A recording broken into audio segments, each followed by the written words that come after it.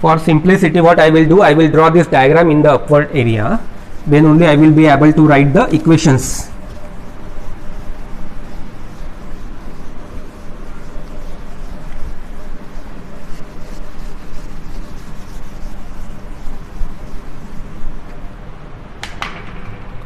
Okay, so there is a source,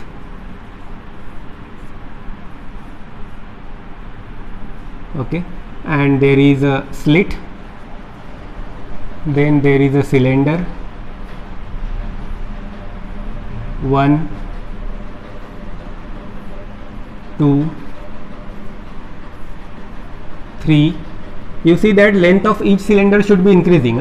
Why it should be increasing, that will be explained in the later case. Okay, 1, 2, 3, 4, 5. All the odd number of cylinders are to be combined and they are to be connected to one terminal of RF signal generator. All the even number of cylinders are to be combined and they are to be connected to the other terminal of RF signal generator. So this is our RF signal generator. RF signal generator, okay, and whole of this assembly has to be enclosed in the evacuated chamber. Okay, now let us see working of linear accelerator. Okay, so this source, actually this is slit and this is source. This source will emit, suppose that it is a source of the positive charge ions. So this source will emit the positive charge ions in the forward direction, and because of the slit they will be moving along one particular line. So let us assume that when the charge particles are emitted after the slits, the velocity of the charge particle is suppose v0. The velocity of the charge particle is suppose v0. Okay. Now at any particular instant, what we have done, we have connected all the odd number of cylinders to one terminal, okay, and it is connected to the one terminal of the RF signal generator. All the even cylinders are combined and they are connected to the other terminal of RF signal generator. Now RF signal generator means what? It is a kind of AC signals only. Okay, so what is the nature of AC signal? AC signal will be like this. AC signal will be like this. Okay, now what we have to imagine now, that once the charge particle has arrived at the slit, okay, once the charge particle has arrived at the slit, this charge particle is of positive charge particle, is of positive nature, so it will bear a positive charge on it, right? And suppose at that instant this cylinder 1 is at negative terminal, okay, because since we have connected all these cylinders to RF signal generator, some of the cylinders will be at negative terminal, some of the cylinder will be at positive terminal, depending on the frequency of RF signal voltage. Depending on the frequency of RF signal voltage, some of the cylinders will be at negative, some of the cylinders will be at positive, and they will be changing. You see, suppose I am saying that once the charge particle is at here, suppose cylinder number 1 is negative. Cylinder number 1 is negative means what? What will be the potential at cylinder number 2 then? If cylinder number 1 is negative, then cylinder 2 should be positive. Cylinder 3 should be, you see, cylinder number 1, 3 and 5. All these three cylinders have combined, they are already combined. So whatever will be the potential on cylinder 1, the same potential will be on the cylinder number 3, the same potential will be on the cylinder number 5, right? Whatever will be the potential on cylinder number 2, the same potential will be on the cylinder number 4, the same potential will be on the cylinder number 6, like that. Okay, so the potential on the successive cylinders will be changing. Now what I am saying is that cylinder number 1 is at negative potential. So if cylinder number 1 is at negative potential, cylinder number 1, cylinder number 3, cylinder number 5, they are all combined and they have combined to the, they are connected to the one terminal of RF signal. So it means that if this is negative, this means that one of the terminal of RF signal generator is negative. So if one terminal is negative, it means that the other terminal should be positive. The other terminal should be positive. So this is the way in which it functions like that, right? So if cylinder number 1 is at negative terminal, then cylinder number 2, 4, 6 they are at positive terminal. Okay, but we don't have to bother about that. What we have to think here, is that the charged particle has arrived out of the slit with a velocity v0 and cylinder number 1 is at negative potential. Now once the cylinder number 1 is at negative potential, the charged particle which is coming towards this cylinder is having positive charge. So what this cylinder will do? It will accelerate the charged particle, because this cylinder is at negative potential, so it will create the electric field, negative electric field, and because of this negative electric field, the charged particle will enter into that negative electric field and the charged particle will be accelerated. So this cylinder 1 will be attracting the charged particle and the charged particle will be accelerated. So after acceleration, when it enters the cylinder 1, suppose that the velocity of the charged particle has become v1. Earlier the velocity was v0. Now because of the electric field of cylinder 1, the charged particle has entered into the cylinder 1 and therefore its velocity has increased from v0 to v1. Now remember that even if I have deposited negative potential on the cylinder 1, this negative potential acts only on the surface, outer surface of the cylinder. Okay, inside the cylinder the potential will be totally zero. Inside the cylinder there will be no potential. In fact, inside all the cylinder there will be no potential at all. Okay, there will be no potential at all. So the charged particle will be accelerated only up to this much distance. Charged particle will be accelerated only up to this much distance. During this acceleration, its velocity has increased to v1, and inside the cylinder it will travel with constant velocity. v1. Okay. Now what is the magic in that? You see, in the first acceleration itself, its velocity has increased. If its velocity has increased, it means that its kinetic energy has also increased. Okay, so energy of the particle has increased by some quantity. Okay, by how much quantity that increases, that we will see later on. Okay, now you see, inside the cylinder the charged particle has moved with constant velocity. Now to move the charged particle through this cylinder, some time will be required. Okay, some time will be required. We will assume that time t is required to move the charged particle inside the cylinder 1. Okay, now what will be done means, during this motion what is again happening, you see, earlier it was this cylinder 1 was at negative potential. So you see, this is some 0, this is positive, this is negative. This is the resemblance of, or this is the representation of alternate signal. Okay, what I am saying that this cylinder 1 is at negative potential. So it will be at negative potential for this much amount of time. Okay, you see, below 0 there is a negative potential, so its potential is increasing, it is becoming maximum negative, then its potential is decreasing and it is becoming 0. So to this means, for this complete half cycle, this cylinder 1 is at negative potential. Okay, now you see, once this charged particle is accelerated, means if you see this particular waveform, when the charged particle will be accelerated when this cylinder 1 is at negative potential. So when this cylinder is at negative potential, when the waveform will go like this, when the waveform has started decreasing from 0 towards downward direction, then this cylinder will be acting at a negative terminal, right? So because once this become at a negative potential, this charged particle will be accelerated and charged particle will be moving at constant velocity inside the cylinder. Okay, charged particle is moving from here to here, and this waveform means this voltage also, it is moving, it is becoming maximum. Charged particle is arrived at this particular position, then again it is decreasing, charged particle is moving, and then this voltage will reach at this particular point and charged particle will also reach at this particular point. Actually we have to arrange the length of every cylinder such that the time which is equal, means the time taken by the charged particle, or when the charged particle starts its journey from inside the cylinder, as soon as it reaches at the outer part of the cylinder 1, as soon as the charged particle reaches at the outer part of the cylinder 1, this cylinder 1 now becomes positive. This cylinder 1 now becomes as positive. See, we have applied alternating voltage, no? So for some time it will be at positive terminal, for some time it will be at negative terminal, for some time it will be at positive, for some time it will be at negative. So similar, that's why I have drawn this particular diagram, that see, once this cylinder has become negative, it will be negative for this much amount of time. This is a time axis, okay? So it will be negative for this much amount of time.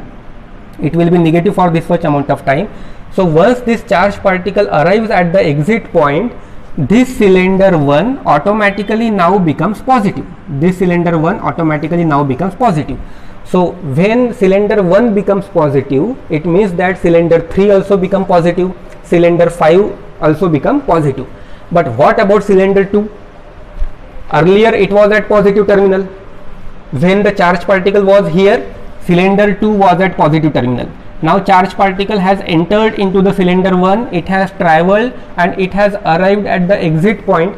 Once it has arrived at the exit point, cylinder 1 has become positive. It means that cylinder 2 will become negative now. Cylinder 2 will become negative. So this cylinder will become negative. Now the charge particle is at particular this position and cylinder 2 is negative. It means that cylinder 2 will exert a force on the charge particle. It will exert an attractive force on the charge particle, and this charge particle will be again accelerated. This charge particle will be again accelerated. So its velocity will be now different. Its velocity will now increase to v2. Its velocity will now increase to v2, and inside the cylinder, I have already told you that inside the cylinder there is no potential. So inside the cylinder, the charge particle will travel with constant velocity. Once this charge particle is at exit point, again the polarities will be changed, and cylinder 2 will now become positive and cylinder 3 will become negative. Once this cylinder 3 becomes negative, charge particle will be again accelerated. Its velocity will again increase to v3. It will again move to constant velocity up to the exit point of cylinder 3. Once this charge particle is at the exit point of the cylinder number 3, again the polarities will change. Again this cylinder 4 will become negative. Again this charge particle will be accelerated and its velocity will become v4. So you see, between every gap between the two cylinders, the charge particle is successively accelerated, and after successive acceleration there will be the increase in the energy of the charge particle. Okay, so this will go like infinity up to n number of cylinders. Okay, every time between every gap of the two cylinders, the charge particle will be accelerated, its energy will be increased, and finally after achieving desired amount of energy, this charge particle is free to bombard with any particular nucleus or to any particular substance, right? So this is how the linear accelerator works. Okay, this is how the linear accelerator works. Now this is only the theoretical explanation. I have given you what is actually happening, okay, in the device, but now we have to see the formulation also.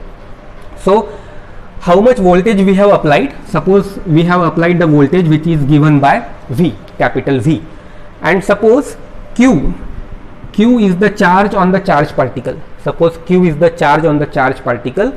Then after first acceleration, by the first cylinder, how much energy is acquired by the charge particle? So remember that if E is the charge on the charge particle and V is the potential applied, then the energy acquired by the charge particle in that particular potential is given by E into V. So similarly, in this case, what is the charge on the charge particle? Charge on the charge particle is Q. What is the potential difference which we have applied? It is capital V. So energy in first cylinder, energy of the charge particle in first cylinder will be equal to Q times V. Okay, now after this acceleration, after this second acceleration, what will be the energy of the charge particle? Energy of the charge particle will be 2 times Q into V, because after every acceleration the energy will be increased by an amount Q into V. So after first acceleration the energy has increased to q into v. After second acceleration, the energy will be increased by 2 times q into v. After third acceleration, it will be increased by the amount 3 into q into v. So after nth acceleration, after nth cylinder acceleration, the energy will be n times q into v. If there are n number of cylinders, so by how much quantity the energy of the charged particle will be increased? The energy of the charged particle will be increased up to n times q into v. Okay, where v is the potential difference which we have applied. Now how this energy will appear? Actually this is the energy which we have supplied to the charged particle. Now how this charged particle will show its energy? Charged particle will show its energy in the form of kinetic energy. Okay, in the form of kinetic energy. So therefore this particular energy will appear as a kinetic energy of the charged particle. So what is the kinetic energy of the charged particle? Half m v square. But here we are considering nth cylinder. So what will be the velocity of the charged particle in nth cylinder? It will be denoted by Vn. Remember that this is small v and this is capital V. So this is the energy of the kinetic energy of the charged particle after passing through nth cylinder. Now from this identity we get the equation for Vn. Vn square is equal to 2nq into V divided by m. So this Vn will be equal to under root of 2nq into V divided by m. Okay, now since we are talking about nth cylinder, let us consider, since you can easily see that the length of the first cylinder is small, length of the second cylinder is more, length of the third cylinder is again more, length of the fourth cylinder is again more, length of the fifth cylinder is again more and more. So if there is a nth cylinder, so the length of nth cylinder is suppose denoted by Ln. Length of the nth cylinder is suppose denoted by Ln, and t is the time.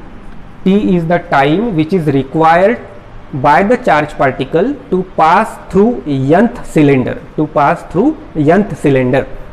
and with how much velocity this charged particle will be traveling in the nth cylinder? It will be traveling with the velocity Vn. Then what is the relationship between Ln, t and Vn? So in this case this Ln will be equal to Vn divided by t. Vn divided by t, or we can simply write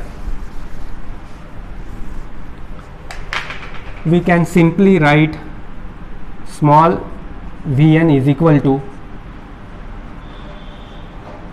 no, we have to obtain the equation for time, I'm sorry. T will be equal to Vn, not Vn, it is Ln divided by Vn. Ln divided by Vn. T is the time required by the charged particle to travel through nth cylinder. So T will be equal to Ln divided by Vn.